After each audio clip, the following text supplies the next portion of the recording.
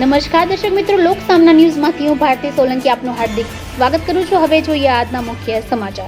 આજરોજ રક્ષાબંધન તહેવારના અનુસંધાને કેશોદના આંબાવાડી વિસ્તારમાં આવે છે શ્રી લોહાણા સુંદર મહાજનવાડી ખાતે ભારત વિકાસ પરિષદ કેશોદની મહિલા ટીમ દ્વારા બહેનો માટેની રાખી મેકિંગ સ્પર્ધાનું આયોજન કરવામાં આવેલું છે, જેમાં વિભાગ એ માં 15 વર્ષથી ઉપરના બહેનો અને વિભાગ બી માં 15 વર્ષથી નીચેના બહેનો માટે રાખવામાં આવેલ હતું। વિભાગ એ માં 36 બહેનોએ ભાગ લીધો હતો, જ્યારે વિભાગ બી માં 22 બહેનોએ ભાગ લીધો હતો। આ સ્પર્ધામાં કાગળ, લોટ, સૂતરી, મોતી, અનાજ, કઠોળ, પ્લાસ્ટિક, ઊન જેવી વસ્તુઓમાંથી રાખડી બનાવવામાં આવી હતી।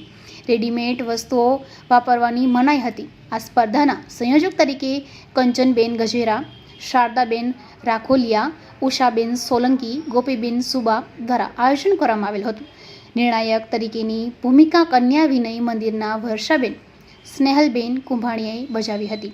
આ સ્પર્ધામાં વિભાગ એમાં પ્રથમ સોલંકી આસ્થા, તૃતીય સ્થાન પર પીઠવા વિવા, જ્યારે તૃતીય સ્થાન પર રાખોલિયા ધાર્મી આવ્યા હતા। વિભાગ બીમાં પ્રથમ સ્થાને ભીમજીયાણી જલપા, દ્વિતીય સ્થાને દેવાણી શિવાંગી અને ત્રીજા સ્થાન પર પીઠલાણી ઈશિતા આવેલ હતા। દરેક વિજેતાઓને ભારત વિકાસ પરિષદના પ્રમુખ આર.પી. સોલંકી દ્વારા અભિનંદન પાઠવવામાં આવેલ છે। પહેલો હતો અને એમાં વિભાગ એ અને વિભાગ બી એમ ભાગ પાડવામાં આવ્યા હતા। 15 વર્ષની નીચેનાની એ વિભાગમાં લેવામાં આવેલા હતા અને 15 વર્ષથી ઉપરના જે બહેનો હતા